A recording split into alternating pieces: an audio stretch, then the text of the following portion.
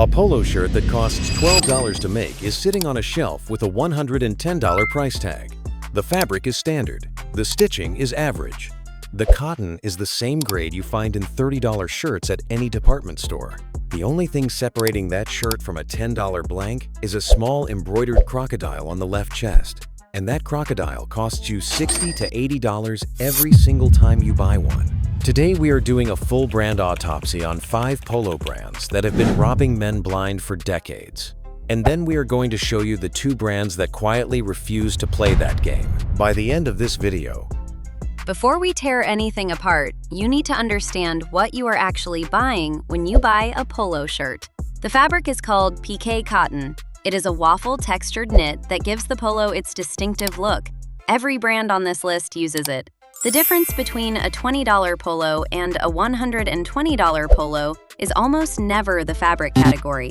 It is the weight of that fabric, the quality of the cotton fiber inside it, and whether the brand spent any money on the garment itself or spent it all on the logo sitting on top. A quality piqué polo weighs between 200 and 240 grams per square meter. A cheap one comes in between 150 and 180 grams. You can feel that difference in your hand before you even try it on. Heavier means denser knit, tighter construction, and a shirt that does not fall apart after 15 washes. Now hold that number in your mind. We are going to come back to it for every brand on this list. The cotton quality is the second variable. Standard cotton is short staple fiber. It pills, it fades, it loses its shape. Long staple cotton holds its form, softens with age, and survives the wash cycle without destroying itself. Then there is Sea Island cotton, grown only in a small region of the Caribbean, representing less than 1% of global cotton production. It is to standard piqué cotton what full-grain leather is to bonded leather. It is a fundamentally different material. When a brand uses it, you feel it immediately. When a brand charges you as if they used it but filled the shirt with standard short staple fiber instead, that is not a pricing strategy. That is a lie sold at retail. Now turn the polo inside out before you ever buy one. Look at the stitching density at the seams. If the stitches are loose and widely spaced, the construction is cheap and the garment will fail in months. If they are tight and uniform, someone cared about the garment you are holding. The inside of a polo tells you everything the logo on the outside was designed to make you forget about. The first brand on the autopsy table is Lacoste. And let me be precise about something before the dissection begins, because Lacoste deserves a different kind of honesty than the other brands on this list. René Lacoste did not invent a marketing strategy in 1933. He invented the modern polo shirt. The L1212, L for Lacoste, 1 for piqué cotton fabric, 2 for short sleeves, 12 because it was the 12th prototype René personally approved. Every polo shirt you have ever worn on any body in any country exists because of that man and that design. This is not a brand built on borrowed heritage. It is the original. The problem is that what René Lacoste invented in 1933 is not what Lacoste sells you today. And that gap between what the name promises and what the product delivers is where the robbery happens. The current L1212 retails for $110. It is manufactured in Peru, or Vietnam, or Thailand. The production location rotates depending on the run. The crocodile embroidered on the left chest is identical to the one from 1933. The L1212 name has not changed. The price has only gone up. But the shirt underneath is a mass-produced garment from a global supply chain that moves manufacturing wherever the cost is lowest at any given moment. That embroidered crocodile adds between $60 and $80 to the retail price of every polo Lacoste sells. The fabric underneath it is standard piqué cotton, not proprietary, not engineered, not rare. The same weave you find on shirts from brands charging $20 to $30. The production cost on a standard Lacoste polo sits between $12 and $15. That covers fabric, labor, trims, and freight. The retail price is between 6 and 8 times that number. Lacoste does still produce a made-in-France heritage line. It exists, and it is genuinely good, but it represents a small fraction of total global sales. The overwhelming majority of Lacoste polos sold worldwide are manufactured in developing countries at a fraction of the original production cost, then sold at a price point that references a standard set in a French workshop 90 years ago. You are paying for the story of 1933. The shirt in the bag is not the shirt Renee approved. The second brand is Ralph Lauren. If you have watched any previous video on this channel, this name is not a surprise. Ralph Lauren operates a tiered system with purple label at the top, genuinely constructed in Italy with exceptional tailoring, and then everything below it, including the polo mainline that most men actually buy. A polo Ralph Lauren polo retails for $98 to $128. Manufacturing is spread across Vietnam, the Philippines, Bangladesh, and Sri Lanka. The fabric is standard piqué cotton, standard mass-market construction. The embroidered pony on the chest is the only material difference between this shirt and a department store polo at half the price. Ralph Lauren built one of the most powerful aspirational brands in American history over 7 decades. That small embroidered pony is worth more per square inch than almost any other logo in menswear, purely because of the image infrastructure built around it. But the polo itself at the mainline level reflects the same global mass manufacturing as every other corporate fashion brand in this price tier. Here is the comparison that ends the argument. A polo Ralph Lauren polo at $98 is made in Vietnam using standard cotton piqué. A Fred Perry M12 from their Made in England collection retails for $90 to $130. It is made by hand in Leicester, England, draw-threaded by hand, finished by hand. Same price, opposite product. One carries 70 years of American lifestyle marketing. The other carries 70 years of English factory craftsmanship. The horse logo is not a quality indicator. It is a brand tax collected on every polo that leaves a factory floor in Southeast Asia. Brand number 3 is Hugo Boss. The name sounds like precision, German engineering, boardroom authority. Hugo Boss has spent decades building that specific professional association and charging a premium for it. Their suits we have covered in a previous video, where we exposed the fused construction and the advertising budget that nearly matches the production cost. The polo follows the same template exactly. A Boss polo retails for $120 to $160. Manufacturing spans Turkey, Indonesia, Vietnam, and Bulgaria. The construction is standard mass-market cotton piqué. The fit is clean. The branding is restrained. The price is $50 to $70 above what the construction justifies. The man who buys a Hugo Boss polo believes he is buying German precision and professional quality. He is buying a Turkish-manufactured standard cotton polo with a Boss label sewn inside the collar. At $140, you are in John Smedley territory. A polo made from extra-fine merino wool, or Sea Island cotton, knitted in Derbyshire, England at a factory that has been running continuously since 1784. 2.5 centuries of English craftsmanship versus a German fashion house logo on a Turkish-manufactured garment. At this price point, standard construction is not a product. It is a surcharge. Fourth on the autopsy table is Tommy Hilfiger. Tommy Hilfiger is owned by PVH Corporation, the same publicly traded conglomerate that owns Calvin Klein. This is not a designer's atelier. This is a brand portfolio managed for shareholder return. A Tommy Hilfiger polo retails for $75 to $120. Manufacturing is primarily in China, Vietnam, and Bangladesh. The fabric is standard cotton piqué. The construction is indistinguishable from what you find at mid-tier department store brands selling the same shirt for half the price. The red, white, and blue flag logo does all the heavy lifting. It signals American tradition, preppy heritage, country club summers. But the garment itself has no connection to any of that imagery. It is a globally sourced mass-market polo with an embroidered flag on the chest.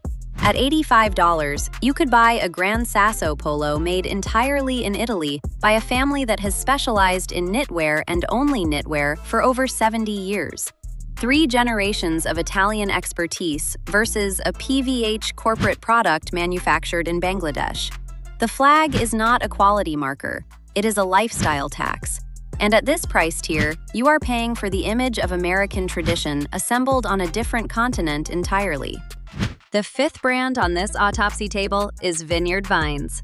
Two brothers quit their corporate jobs and started selling ties on Martha's Vineyard. That is a real founding story. The smiling pink whale, the nautical aesthetic, the American coastal leisure positioning. It is genuinely compelling branding built around a real idea. The problem is that the story and the product diverged a long time ago, and the gap between them now costs you real money. A Vineyard Vines polo retails for $85 to $125. Manufacturing is in China, Vietnam, Indonesia, and Sri Lanka. The aesthetic communicates American East Coast affluence. The production is identical to every other brand on this list. The same Southeast Asian factories, the same standard PK cotton, the same mass-market construction as brands charging half the retail price. The pink whale signals something very specific to a very specific type of American man: country clubs, Cape Cod weekends, a certain coastal leisure identity. And that emotional connection is precisely where the margin lives. The whale is charming, the founding story is authentic, but the polo in the bag is a standard commodity product. The aesthetic is American, the construction is not.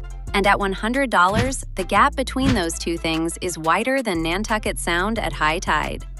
5 brands, 5 logos, 5 stories that have been quietly outgrowing the product underneath them for decades, while the price tag only moved in one direction. Now let us talk about the 2 brands that refused to operate that way. The first is Fred Perry, and specifically the M12 from the Made in England collection. This distinction matters more than almost anything else in this video. Fred Perry sells a standard polo called the M360 that is manufactured overseas. That is not the polo we are talking about. The M12 is a completely different product. Fred Perry designed the original M12 in 1952. He was a tennis champion who wanted a polo that performed on court and looked right off it. The twin-tipped collar and cuffs, the 5:44 tipping ratio unique to Fred Perry, the laurel wreath on the chest. That design has not changed in over 70 years. The M12 from the Made in England collection is made in Leicester, England. The PK cotton is knitted by UK PK. The garments are assembled by ESP. Each polo is draw-threaded by hand, hand-finished in England today, not in 1952, today. Now here is the number that defines why this polo earns its place. The M12 retails for $90 to $130. The Lacoste L12.12 retails for $110. Same price, same iconic heritage status, same decades of cultural significance. One is made by hand in Leicester, the other is mass-produced in Peru. Same shelf, same price tag, completely opposite product. The M12 has been worn by mods, skinheads, punks, and every subculture in between.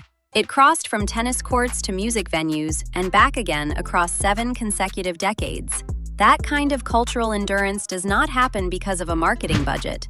It happens because the shirt was built well enough to survive every generation that claimed it. At this price, the M12 is not a value option. It is the standard against which every other polo on this list should be measured, and against which every polo on the robbing side comes up short. The second brand is Gran Sasso, Santa Egidio alla Vibrata, a small town in the Abruzzo region of central Italy, population under 10,000.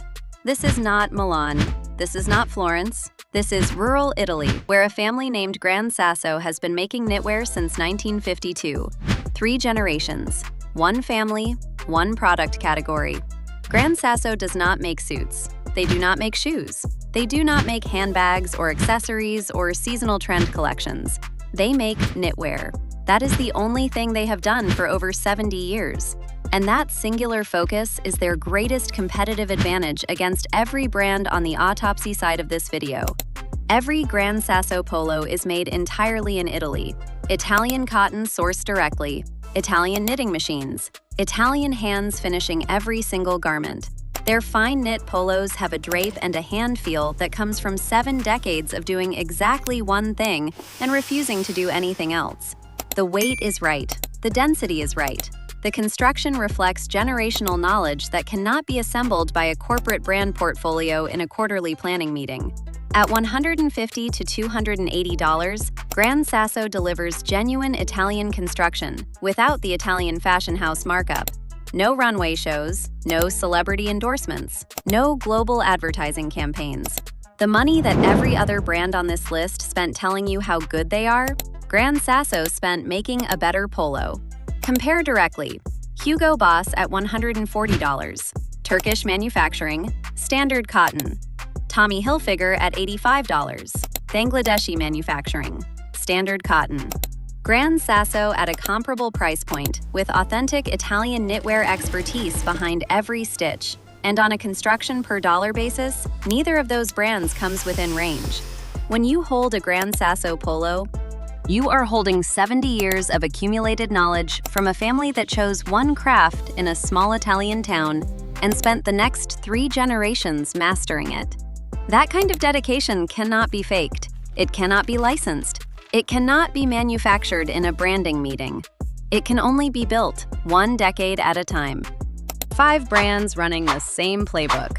Attach a story to a standard garment. Embroider a logo on the chest. Price the logo at $60 to $80 above the fabric underneath it. Repeat across millions of units per year. The system works because most men never turn the polo inside out. They never check the stitch density. They never weigh the fabric in their hand. They buy the image and they call it quality. The brands on the autopsy table have been counting on exactly that since the 1980s. The bill of materials does not lie. A standard piqué polo costs $12 to $15 to produce at factory exit price. A polo that uses long staple cotton, proper construction weight, and genuine craft labor costs meaningfully more to produce. The brands charging $120 for the first product while telling you they are selling you the second one, that is the gap this entire video lives in. That gap is not a pricing strategy. It is a systematic deception built on the assumption that you will never do the math. Now you have done the math. Now you know that the crocodile costs $60 to $80 and the shirt underneath it is $12 of standard cotton. You know that the polo with the flag was made in Bangladesh by the same corporation that made the polo with the horse. You know that at the same price point as that Lacoste, a man in Leicester is draw threading a polo by hand that will outlast every mass-produced garment on the shelf beside it. You know that a family in a small Italian town has been mastering one craft since 1952, and that their polo does not need a logo to justify its price, because the construction does that work without any marketing assistance. Turn the polo inside out. Check the stitching. Feel the weight. Read the country of origin. The inside of the polo tells you everything the logo on the outside was designed to make you forget.